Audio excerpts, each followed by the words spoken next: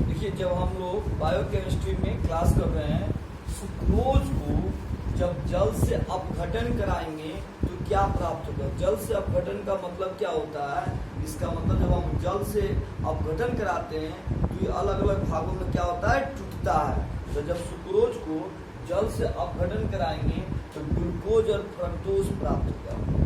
उसी प्रकार यदि माल्टोज को जब जल से अपघटन कराएंगे तो क्या प्राप्त होगा, ग्लूकोज और ग्लूकोज प्राप्त होंगे।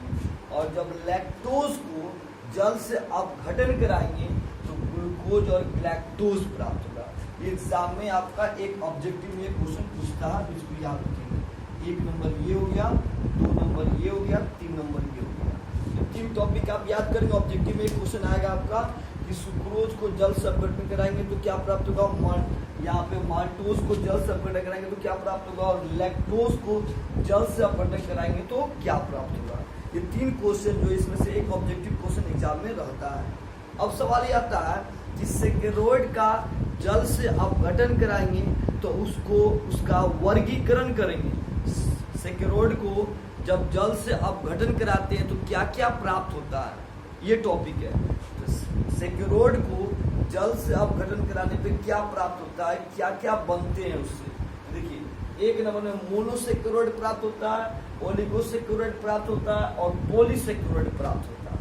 अब 1 नंबर में देखते हैं मोनोसेकेरोइड क्या होता है। देखिए, इसका जल अपघटन संभव नहीं है, यानी मोनोसेकेरोइड को जल से अपघटन नहीं करा सकते हैं। दूसरा, ओलिगोसेकेरोइड क्या होता है, इसका जल अपघटन कराने पर मोनोसेकेरोइड की 2 इकाइयां प्राप्त होती है। एग्जाम में आपका पूछेगा कि ओलिगोसेकेरोइड को जब जल से अपघटन कराएंगे तो क्या होगा, तो ओलिगोसेकेरोइड को जल से अपघटन कराने पे क्या बोलेंगे, 2, या ध्यान देंगे, मोनोसेकेरोइड की 2 इकाइयां प्राप्त होती है। मोनोसेकेरोइड की 2 इकाइयां प्राप्त होती है, ठीक है। पॉलीसेकेरोइड में क्या होता है, देखिए पॉलीसेकेरोइड इसका जल अपघटन से 10 से अधिक मोनोसेकेरोइड की इकाइयां प्राप्त होती है। फिर से बात कर रहे हैं हम लोग यहाँ क्लासिफिकेशन कर रहे हैं सेकेरोइड का। सेकेरोइड का क्लासिफिकेशन 3 भागों में किया गया।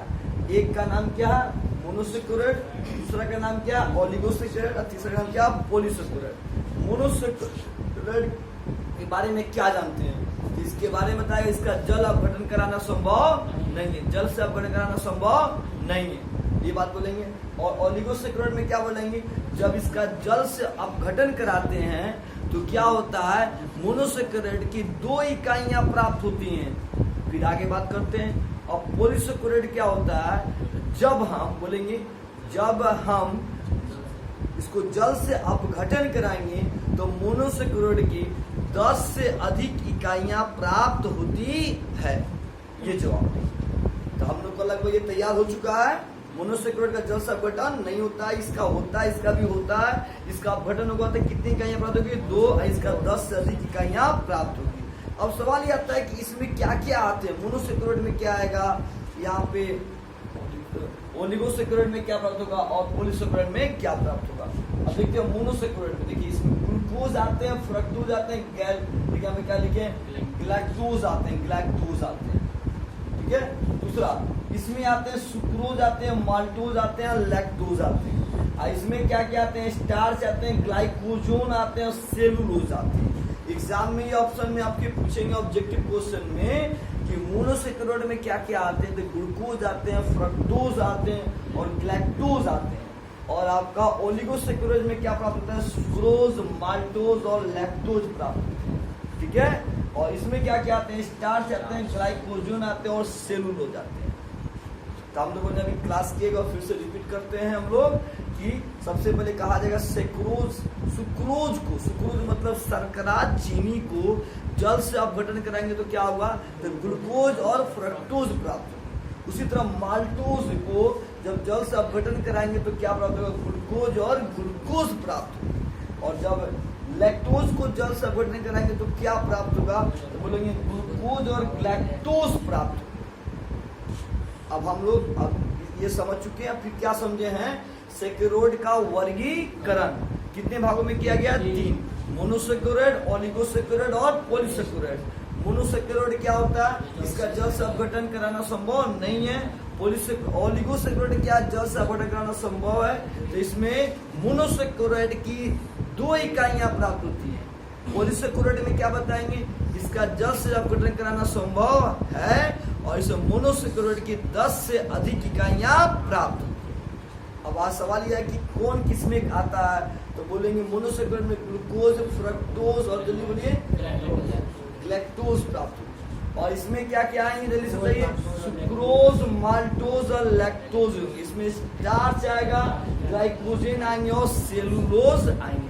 इनकी 10 से अधिक इकाइयां प्राप्त होगी और इसमें 2 इकाई प्राप्त होगी और इसकी इकाई प्राप्त नहीं। आपको ये बात समझ में लगभग आ चुका है। फिर आगे बढ़ते हैं हम लोग, इसके आगे की क्लास कर रहे हैं। चलिए वहां पे स्टॉप करके फिर आगे बढ़ेंगे, ठीक है? और ये वीडियो आगे सुनते ध्यान देते हैं बुक को। अब हम लोग आगे क्लास कर रहे हैं क्रियात्मक समूह के आधार पे वर्गीकरण कार्बोहाइड्रेट का क्रियात्मक समूह के आधार पे इसका वर्गीकरण करना है। देखिए इसको 2 भागों में बांटा गया है, एक एल्डोज, दूसरा आता है कीटोज। क्रियात्मक समूह के आधार पे कहा जाएगा कार्बोहाइड्रेट को वर्गीकरण करना है। तो बोलेंगे 2 भागों में किया जाता है, एक होता है एल्डोज, दूसरा होता है कीटोज। अब सवाल आता है कि एल्डोज के बारे में। देखिए ये क्रियात्मक समूह, इसमें एल्डिहाइड का काम होता है, जैसे ग्लूकोज आते हैं इसमें। फिर से क्रियात्मक समूह के आधार पे कार्बोहाइड्रेट का वर्गीकरण कर रहे हैं। इसको 2 भागों में बांटा गया है, एक होता है एल्डोज, दूसरा आता है कीटोज। अब एल्डोज में क्रियात्मक समूह क्या होता है? एल्डिहाइड। और कीटोज में क्रियात्मक समूह क्या होता है? कीटोन होता है, कीटोन। आपसे सवाल किया जाएगा कि एल्डोज में क्रियात्मक समूह क्या लगता है? तो एल्डिहाइड। और कीटोज में क्रियात्मक समूह क्या लगता है? तो कीटोन बोलेंगे, कीटोन। अब आता है एल्डिहाइड में क्या आता है, या एल्डोज में क्या आता है? ग्लूकोज। और इसमें क्या आते हैं? फ्रक्टोज। आपको लगभग तैयार हो चुका है।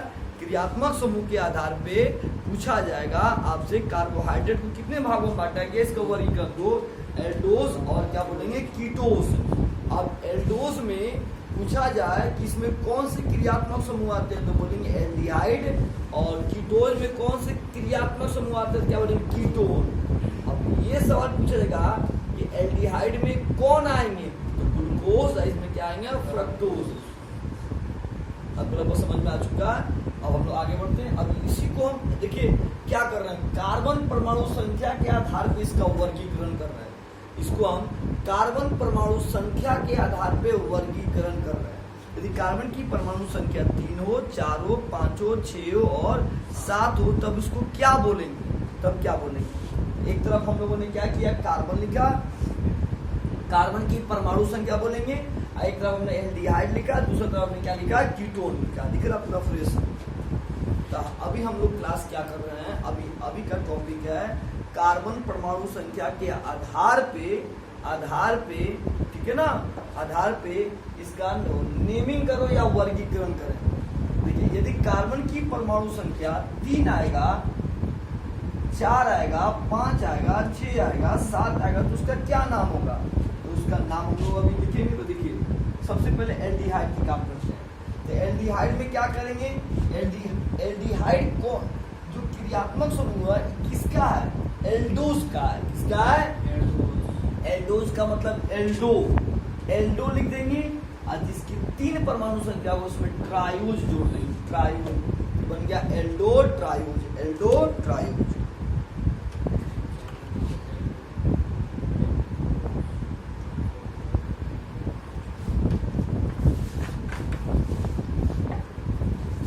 अभी हम लोग क्लास क्या किए? कार्बन परमाणु संख्या के आधार पे इसका वर्गीकरण। किसका वर्गीकरण कर रहे हैं हम लोग? यहाँ पर देखिए क्रियात्मक समूह के आधार पे कार्बोहाइड्रेट को 2 भागों में बांटा गया है, एक एल्डोज और दूसरा क्या आता है? कीटोज। अब हम लोग एल्डोज को कौन से क्रियात्मक समूह में पढ़ना है? एल्डिहाइड में। और कीटोज को कौन से क्रियात्मक समूह में पढ़ना है? कीटोन में। चलिए इसको क्लियर करते हैं। जिसकी परमाणु संख्या 3 होगी, किसमें? एल्डिहाइड में। तो एल्डिहाइड किसमें आता है? एल्डोज में। किसमें? एल्डोज में। तो क्या लगाना है? एल्डो शब्द जोड़ना है, एल्डो। तो एल्डो लिख के जिसकी 3 परमाणु संख्या उसमें ट्रायोज जोड़ देंगे, एल्डो ट्रायोज। सब में एल्डो लिख देंगे। 4 होगा टेट्रोज, 5 होगा पेंटोज, 6 होगा हेक्सोज, 7 होगा हेप्टोज। हो गया क्लियर? अब कीटोन में बात करते हैं। तो कीटोन में देखो क्या जोड़ा गया है? कीटोज। कीटोन किसका आता है? कीटोज से।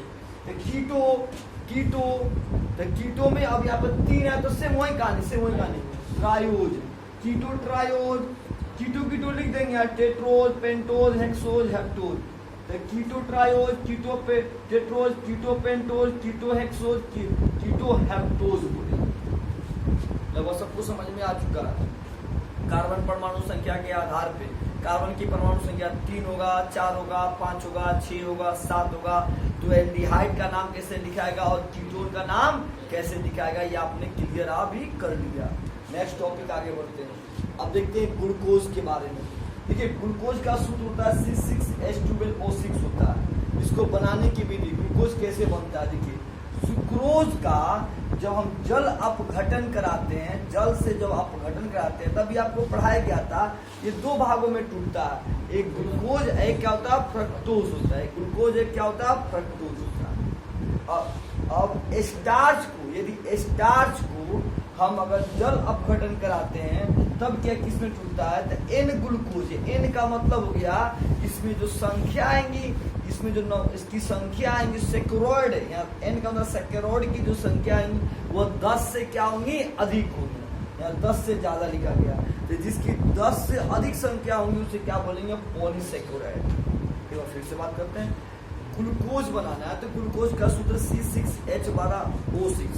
अब ग्लूकोज को हम क्या कर रहे हैं ना कि हम सुक्रोज का जल से अपघटन करा रहे हैं, तो 2 चीज प्राप्त हो रहा है। ग्लूकोज प्राप्त हो रहा है, दूसरा क्या प्राप्त हो रहा है? फ्रक्टोज प्राप्त हो रहा है।